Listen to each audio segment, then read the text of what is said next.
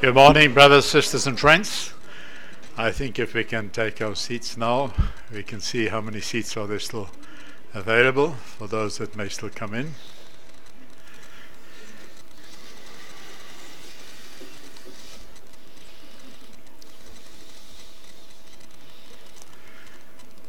So on behalf of the Gonsior family and of course Sarohat as well, we'd like to welcome you and thank you very much for the fine support that you give the family in these terrible times that we have, and we obviously now will enjoy a funeral discourse. But to help us, I'd like you to take your Bibles, please, and let's open to the book of Ecclesiastes chapter 7 and in verse 1 as an introduction to this talk. Now, Ecclesiastes chapter 7 and in verse 1, this is what it says: "A good name is better than good oil." Now, this is quite interesting because in Solomon's time, expensive oil was only for the elite. And he knew that. And yet he says, a good name is even better than the best of oils. Now, why? Let's carry on. It says, "And the day of death is better than the day of birth." Now, that's quite strange when you think about it. But when you look at it from a practical point of view, it makes sense. Because when one is born, one knows nothing. One can't talk, one can't eat, one can't walk, one can do nothing. There is absolutely no reputation. You give a baby a name, but that baby's name means nothing.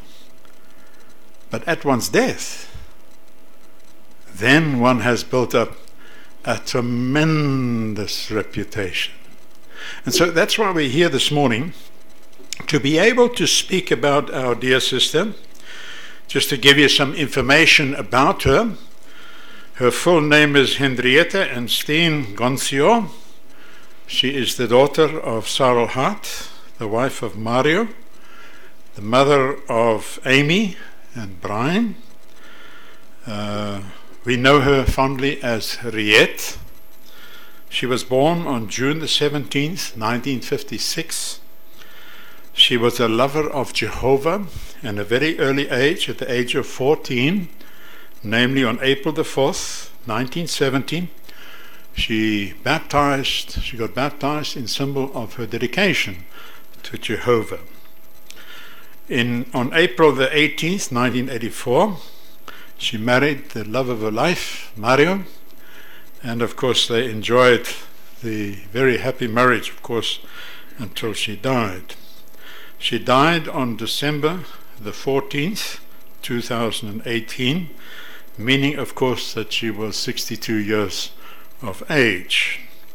She had a faithful record in Jehovah's service. She enjoyed 17 years of full-time service.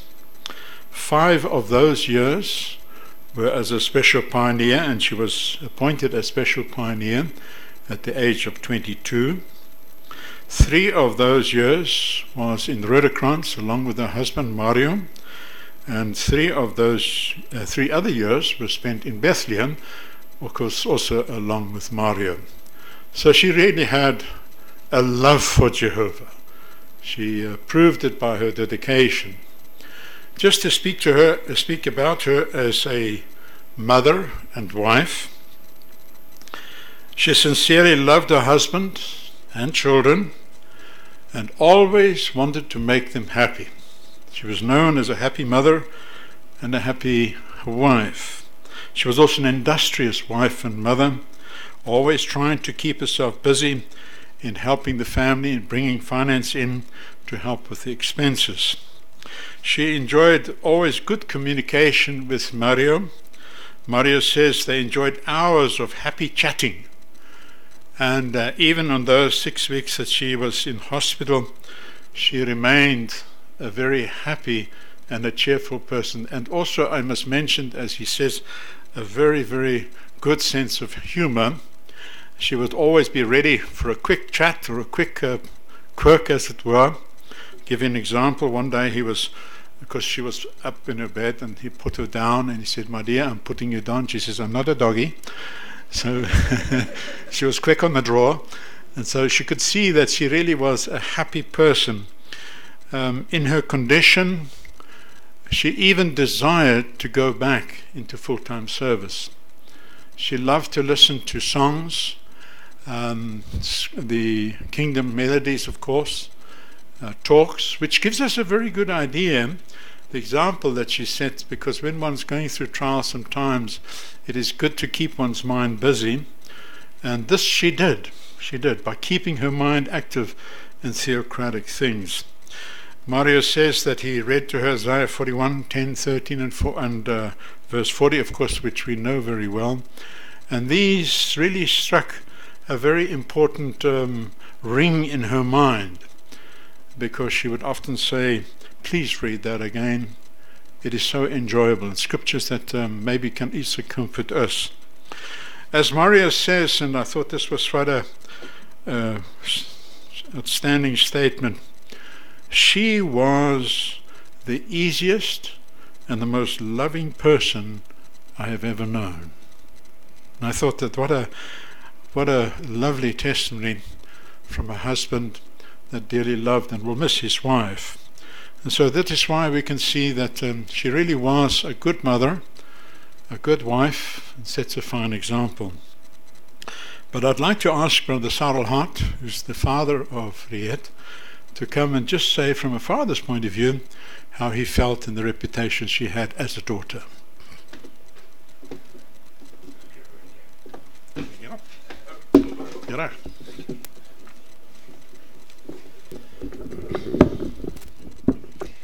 Yeah, Des, I'd like to start from the beginning. When she was a baby in a cot still, she calls it my daddy. And I answer and I go there. She stands in the cot with a doll in her arm. "My dolly wants water." And I knew, well, she wants water, I must get her water. Later on, she slept in her room on a bed. Then she would get up in the middle of the night and she would come along and little hands in my face, and I wake up, "Daddy, there's a big animal in my room." And I said, "Okay, baby." And I went with her and I chased the animal out. All right, now she's sleeping. And so she went along, and she grew up, and I was very close to her and her to me. And in Standard 9, she wanted to leave school to go and pioneer. And I thought, look, don't stop her. And she's never stopped pioneering. She kept pioneering. From Standard 9? Yeah. Or after she left Standard 9? Yeah. And then, of course, as you mentioned there, they went special pioneering. And then one day she phoned me. She says, "Daddy, it happened." "What happened?"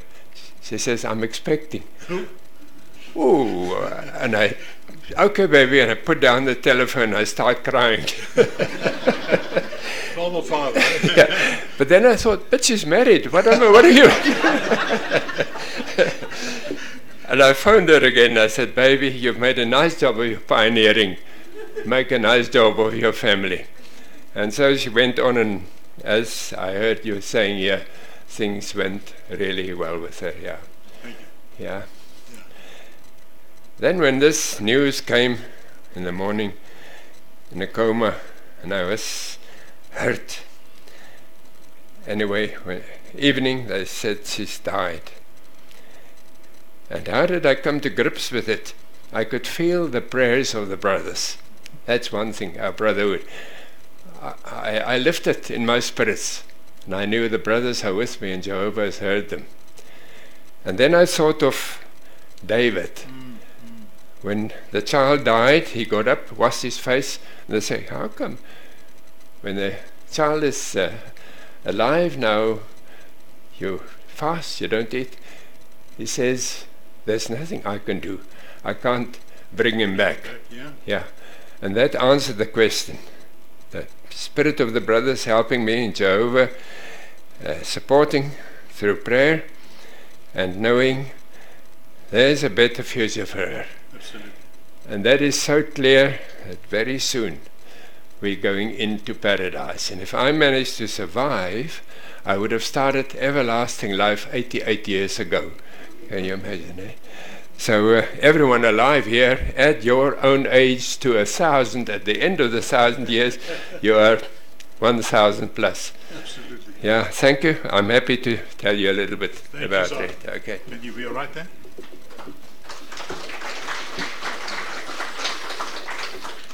A loving father, eh? And I'm sure many of us as fathers appreciate the comments that were made by a brother, 88 years young, well, old, eh? But what a wonderful privilege it is to have a child that has served Jehovah so faithfully.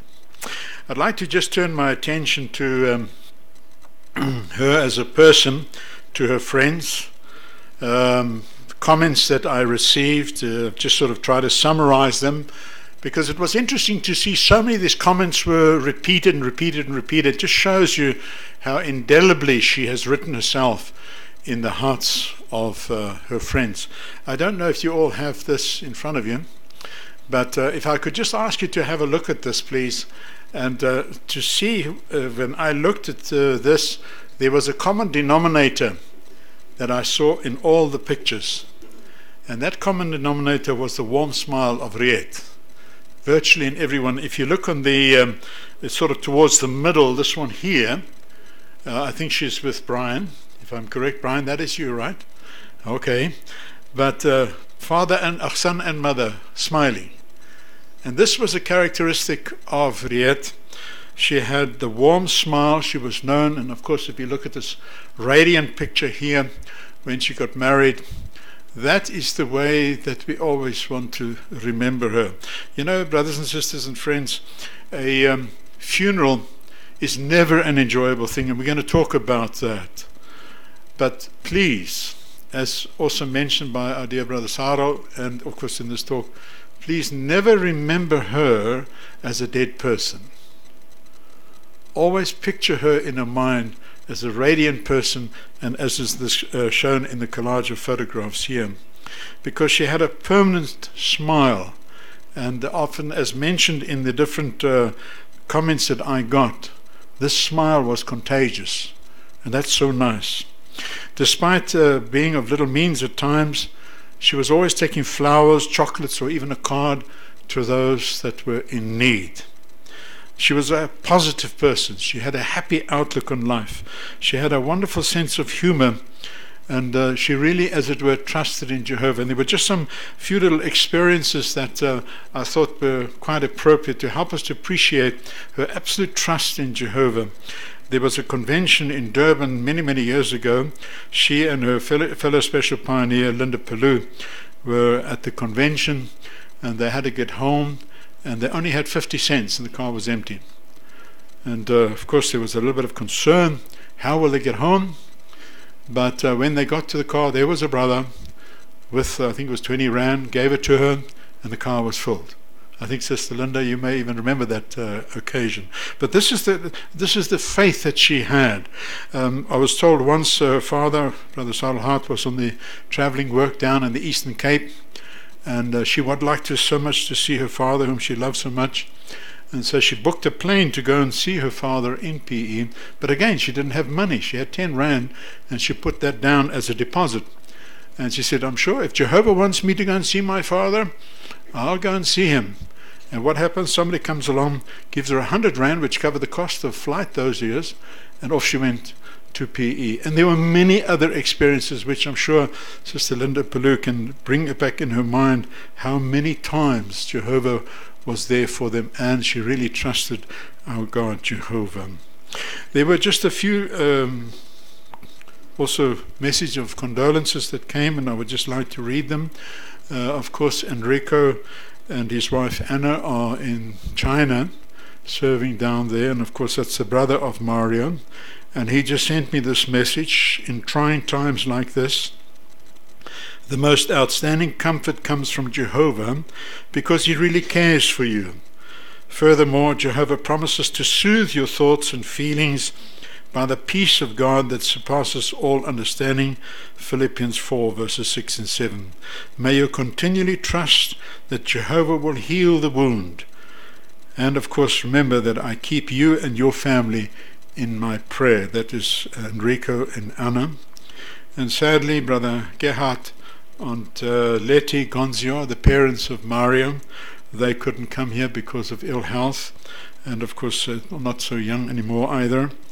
And they said, "Dear Mario, Amy, Aunt Brian, unfortunately, we will not be able to be with you here today, but please be rest assured that you are in our thoughts, and may the scripture of Psalm 34 verse 15 bring you some comfort. The scripture says, the eyes of Jehovah are on the righteous, and his ears listen to their cry for help." And that was, of course, may these words sustain you in the days to come.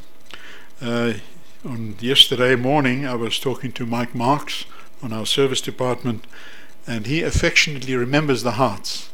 Brother Saro, he says, you were staying on a hill in Ladysmith when the children were still small. And he says he'll never forget, because he often used to come with the bicycle visiting the family. And for those that are in this age group that we're talking about, Pro Nutro was discovered as the miracle pop. I don't know, Brother Hart and those ones can remember that, but he says that was really the days of fondness, and he obviously remembered Riette with fondness because she was such a fine example. And of course, we also have Brother Peter de Heer and Susan.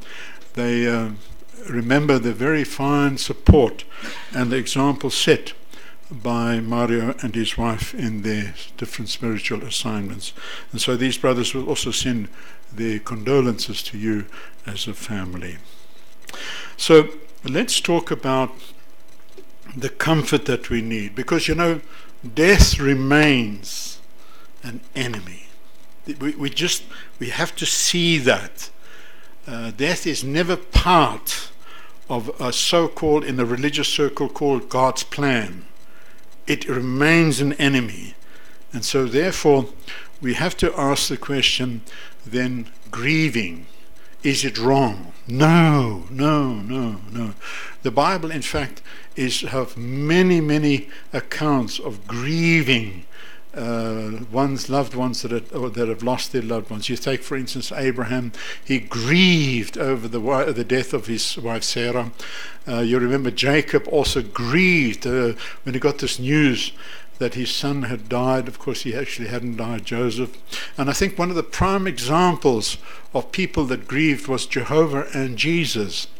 The account of Jesus, of course, you remember in the book of Luke chapter 11 verse 33, when he saw the crowd weeping, especially his dear friends Mary and Martha weeping because of their loss of their brother. The one Hebrew scholar talks about this deep emotion that sees Jesus, and he describes it as an involuntary groan. It's just there, it's involuntary, it just comes to the fore, and you just find you are crying, you see.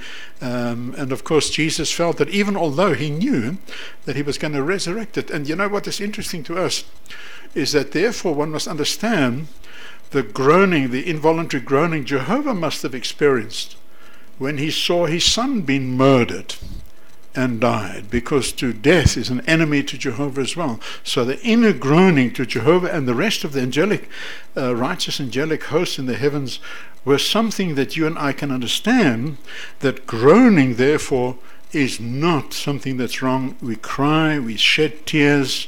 It's a natural process because we feel the emotional hurt that even Jehovah himself also feels.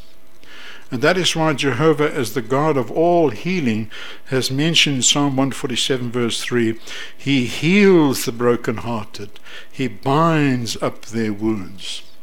But now this question comes in. Here is our dear pretty sister, radiant. It's like so many others, and I'm sure in this audience many of us, or if not all of us, have lost a dear one in death. So the question is this: if Jehovah is the God of wisdom, if he's a God of justice, if he's a God of love, if he's a God of power, why does he permit this? Why does he allow this to happen? It's a very, very important question, because you see, if you understand the reasons behind that, then we are able to take comfort. So let's start, shall we? If we just go to your Bibles, and those that are with friends, if you are sitting next to a person that is the Bible, this is good. Maybe you can just share with us. Let's look at the source where life began here on earth in the intelligent creatures. Here in the book of Genesis, in chapter 2, and in verse 7.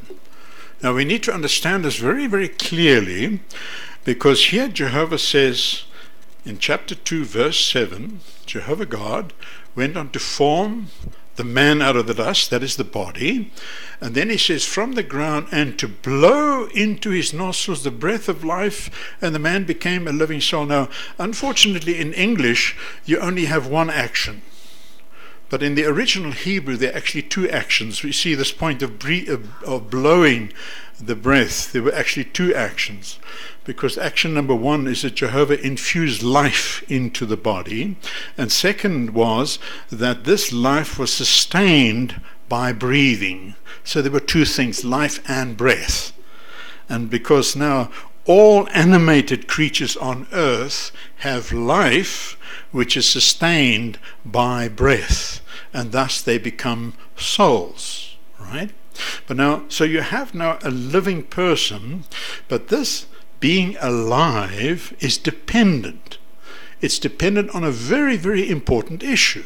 And we need to understand this issue very carefully, because if you just drop your eyes a little bit down, Jehovah now in verse 15 puts him in the garden, and then in verse 16 Jehovah lays this requirement.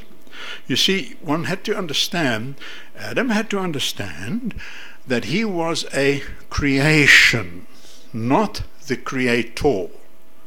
And so for him to understand the relationship between him and his father, Jehovah, there was a requirement.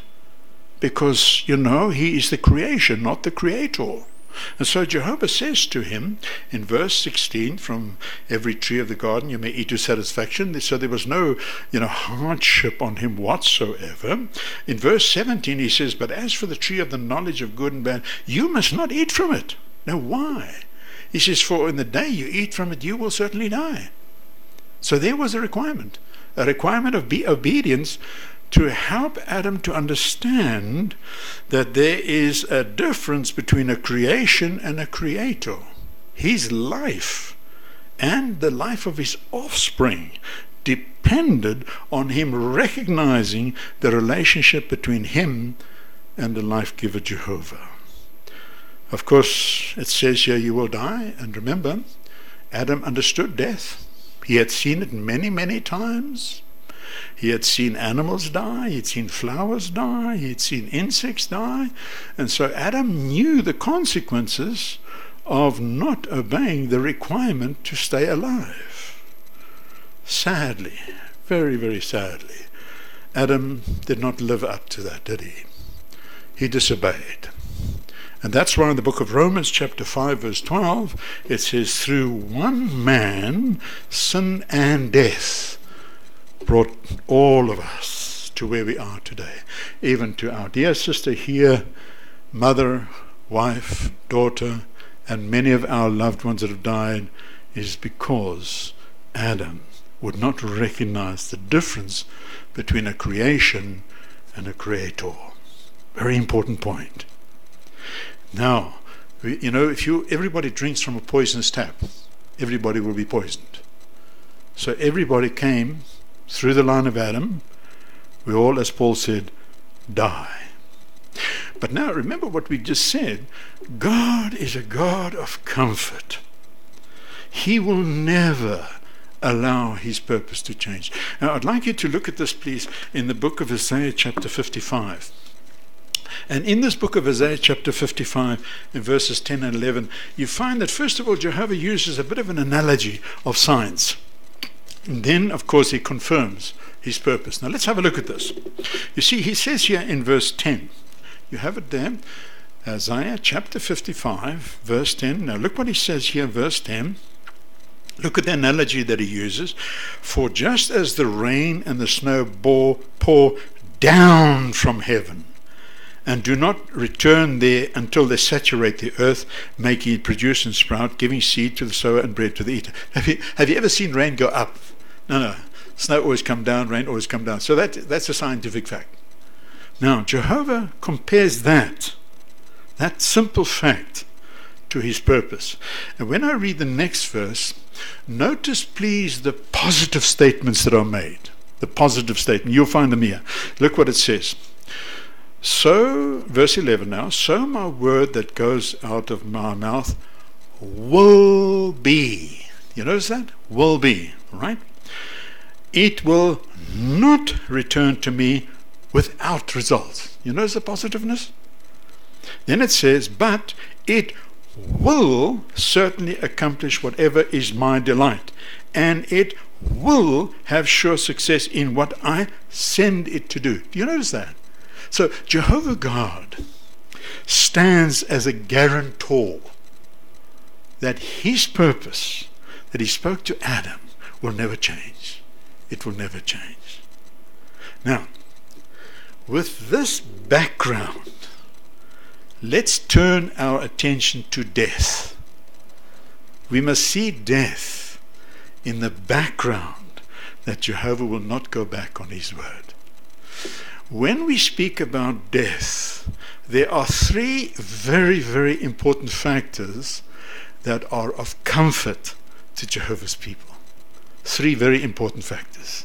Factor number one, condition of the dead. Factor number two, the hope for the dead. And factor number three, which is probably the most important, the sanctification of Jehovah's name. Those three. So let's talk about them. Let's talk first of all about the condition of the dead. Please, if you turn your Bibles back with me, please, here to the book of Psalms, and Psalm 146, and we're looking here at verse 4. Psalm 146, and quite interestingly, in the psalm you'll see again three factors, 3 points that are mentioned here in the psalmist. And you know, for those that will be maybe hearing us for the first time, just as an interesting point that you should bear in mind, that a soul can die. As Ezekiel 18 verse 4 says, the soul that is sinning, it shall die. Did you know that the immortality of the soul was unknown in the Hebrew scriptures? It has never been taught once. Never ever. So therefore, we understand the soul dies. But let's see what happens. Let's see what happens. Are you there with me? Psalm 146 verse 4. Number one, it says, his spirit goes out. In other words, the breath has stopped. The life force gradually leaves the body. As you and I know that when your body, when they have declared us dead, the cells of the body systematically shut down, and this can take many hours. So gradually the life force is leaving the body, right? Number two, it says he returns to the ground. Remember what Genesis 3:19, from dust you are and from dust you will return. So therefore the person now is either cremated or, as it were, buried. Number three, it says on that day, on that very day, his thoughts perish. So in other words, clinically, mentally, emotionally, spiritually, he's dead, or she. So the question is, what have we got left? Nothing. Because there's no life, there's no body, there's no memory. Ecclesiastes chapter 9 verse 5 says, they cannot remember nothing. So they've got nothing. So where's our dear sister today?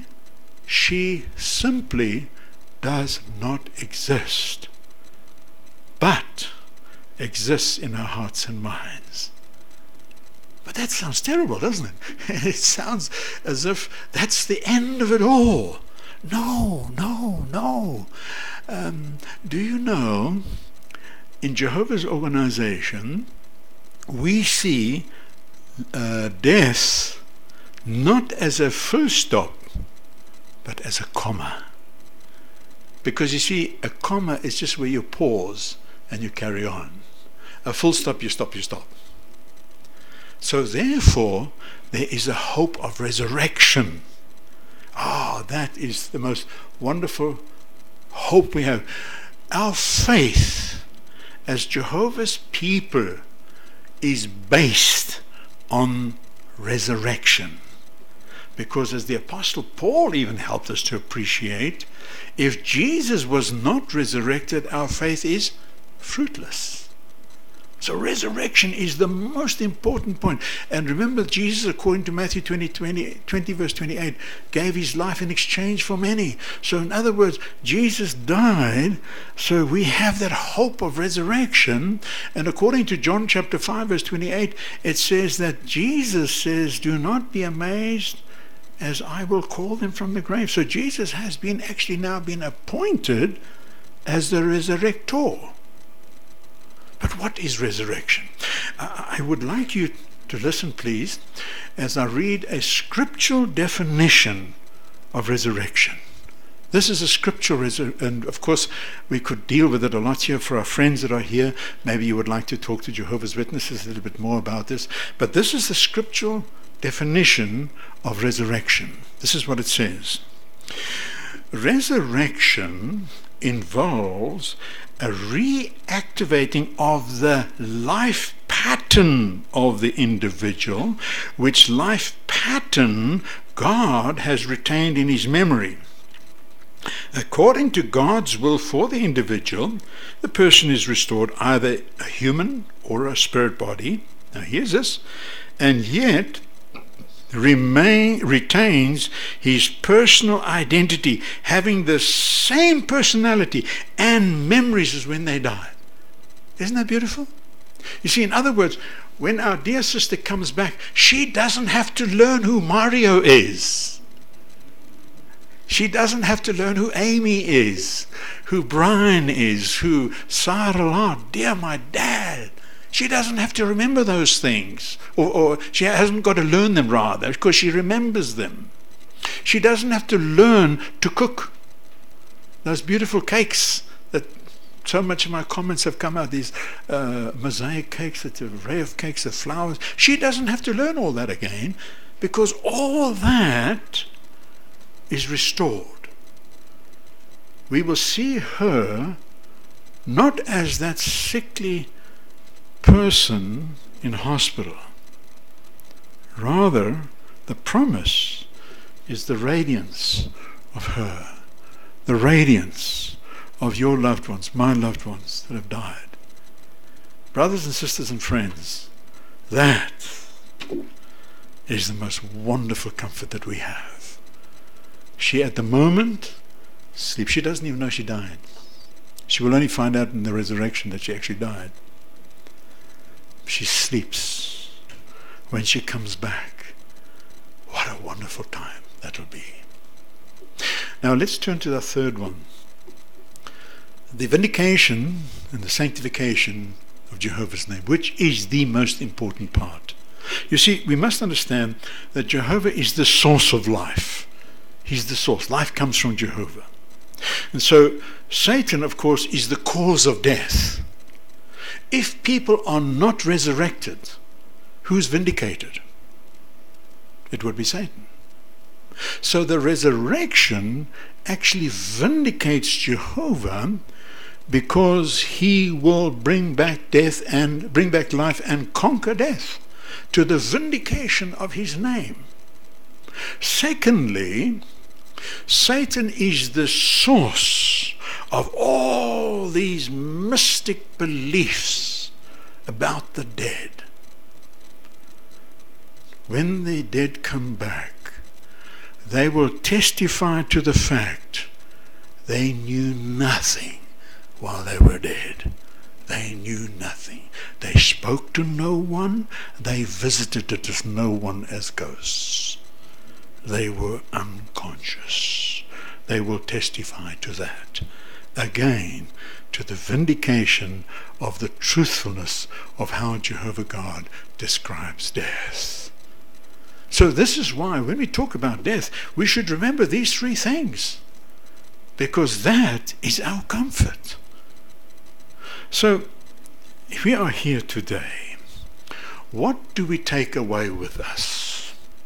Of course, we take away the memory of this radiant young sister. Always bear that in mind. Never picture her as a dead person, as a sick person. No, it's discouraging. That's why we ask that such a radiant picture be put up here, so this is the picture that we burn in our minds. But what do you and I take away from here? Shall we go back to the book of Ecclesiastes, please? Ecclesiastes. Sorry. And this time we're going to look at chapter 9. And we're looking here at verse 11. Chapter 9, verse 11. It says, Solomon again, under inspiration, says, I have seen something further under the sun, that the swift do not always win the race, nor do the mighty win the battle, nor do the wise always have food. Then he says, no, nor the intelligent always have their riches, nor do those with knowledge always have success, because time and unexpected events overtake them all. That describes our life, doesn't it? You see, we don't know what happens tomorrow. We don't know if we're going to be alive tomorrow. We don't know what may be brewing in our bodies. Because with her, if I'm correct to say, this was diagnosed about 6 weeks, Brother Mario, and she died. Many of you may recently know of one of our beautiful circuit overseers, Brother Chart Kutsia. 4 weeks after he was diagnosed, he died. And I could mention a few other examples as well. So we don't know what tomorrow will bring. We don't know what's happening inside here. That's the uncertainty of life. That can be very frightening. But now, please turn your page back to chapter 7 and in verse 2. And occasions like this help us to reflect on our lives. You see, it says, better to go to the house of mourning than to a house of feasting. That's quite strange, but look at this. For that is the end of every man, and the living should take it to heart. So really, what are we saying? We should reflect very seriously on our relationship with the Creator of life, the source of life, the Creator of man. We should really take this day today, consider, as we said in the introduction, the beauty of her faithful service, of her loyal service, the beauty of the friendship that she had with all her brothers and sisters, her son and daughter, father and mother, and she built a beautiful relationship with Jehovah. You and I, when we look at this, what relationship do I have with the Creator, with the source of life? Do I have that loving relationship with Him? See, this is what we need to take away from this talk. As fellow believers, we're also very true to say that we have supported the Gonsior family, Brother Hart, and we really appreciate that. And in conclusion, Brother Hart, Mario, Amy, and also Brian, we all pray prayerfully that Jehovah will be with you. And if I could ask you please to turn your Bible with me please, as we share with you these thoughts that are taken from Psalms, the 9th Psalm please. And please put this in your thoughts, in your hearts, as friends and as an organization, that we feel for you in these critical times, in emotional times that you have. That is the book of Psalms, the 9th Psalm, in verses 9 and 10. May you treasure these words as a family, and may you treasure the comfort and the support that you get from your dear brothers and sisters and also your friends. This is what the psalmist said. Jehovah will become a secure refuge for the oppressed, a secure refuge in times of distress. Those knowing your name will trust in you. You will never abandon those seeking you, O Jehovah. Please be rest assured that as you remain in all our prayers, Jehovah will never let you down. So with that in mind, we would like to now start singing a song. It's in your brochure. See yourself when all is new. We will also be showing it on the screens. And then we're going to ask Brother Ninaba to conclude in prayer, and there will be a few announcements just after that, so we can just be patient for a while. Okay? See yourself when all is new, Revelation 21, verses 1 through to 5.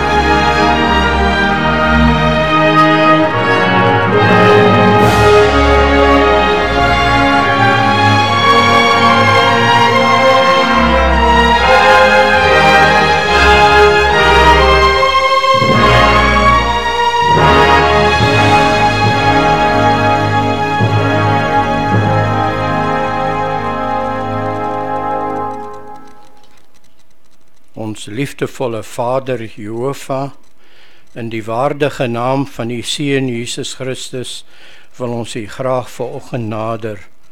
Ons beskou dit 'n baie groot voorreg, Jehovah, om met U te praat deur U Seun Jesus.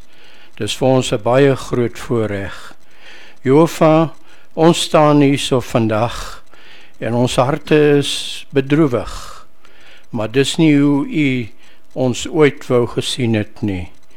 En ons weet hoe 'n vader voel wat sy dogter verloor het. Ons weet hoe 'n man voel wat sy vrou verloor het, Jehovah. En U weet ook dit alles. U weet hoe 'n dogter haar ma verloor het. En hoe 'n seun wat nog op 'n jonge ouderdomme is, hulle moeder verloor het. Jehovah, U het deur dit gegaan toe U seun gesterf het. Maar ons het die wonderlike hoop en ons dink veral nou daaraan, Jehovah, die wonderlike bespreking wat ons reeds gehad het oor die wonderlike hoop wat ons het vir die toekoms. Jehova, ons sien uit na daai vreugde wat u gehad het, toe u seun na 3 dae lewendig geword het. Ons sien uit na daai groot vreugde, wanneer ons Riette gaan terug verwelkom. Ons kan nie wag vir daai tyd, en ons weet dat dit binnekort gaan gebeur. Mag u daai sterk hoop in ons nog sterker maak, en dat ons lewe vir daai tyd. Ons is bly, Jehova, dat u Satan binnekort gaan vernietig, wat hierdie toestand op Riette gebring het. Ons weet, Jehova, dat sy die laaste 10 jaar by baie beproewinge deurgegaan het in haar gesondheid. Een ding na die ander het met haar gebeur in haar gesondheid. Maar sy het sterk geloof in u getoon. Sy wou u al die tyd, selfs in haar toestand van gesondheid, wou sy u nog voltyds dien. En sy het uitgesien na daai tyd. Mag dit ook ons wense wees vandag, om meer te doen, om u te verheerlik in hierdie tyd van die einde.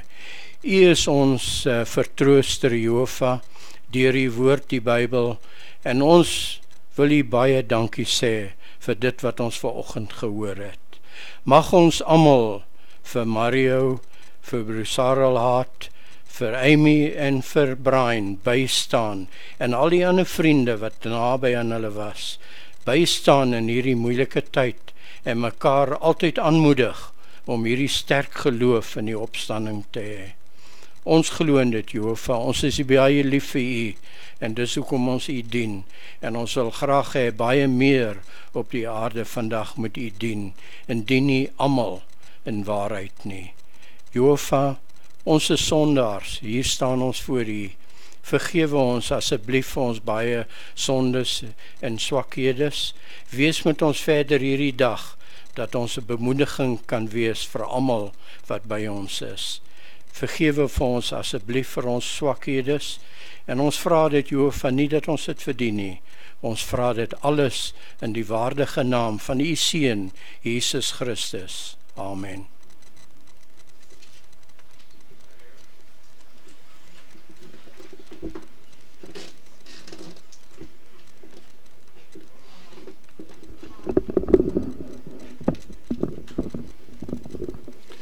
Die familie het net gevra vir 'n paar aankondigings en bedankings. Eerstens wil hulle almal graag bedank wat hier is, vir al die familie ook, en die wat hier na toe gereis het, hulle ondersteuning gegee het. Hulle sê baie dankie daarvoor. En dan wil hulle ook graag almal bedank wat ook Riette bygestaan het al hierdie tyd, en vir al die laaste ruk waar sy soveel ondersteuning en hulp gekry het. Hulle wil graag almal daar bedank vir daardie ondersteuning. En dan ook die mediese staf, die by die hospitaal, al die mediese staf, wil hulle ook bedank vir hulle ondersteuning en ook die hulp wat hulle aangebied het. Hulle waardeer dit. En dan laastens net, almal word genooi om saam met die familie 'n ligte ete te geniet en saam met die familie te assosieer, en dit sal plaasvind by die Windmill Lodge. So as julle indraai by die Windmill op die linkerkant, by die lodge gedeelte. Baie dankie.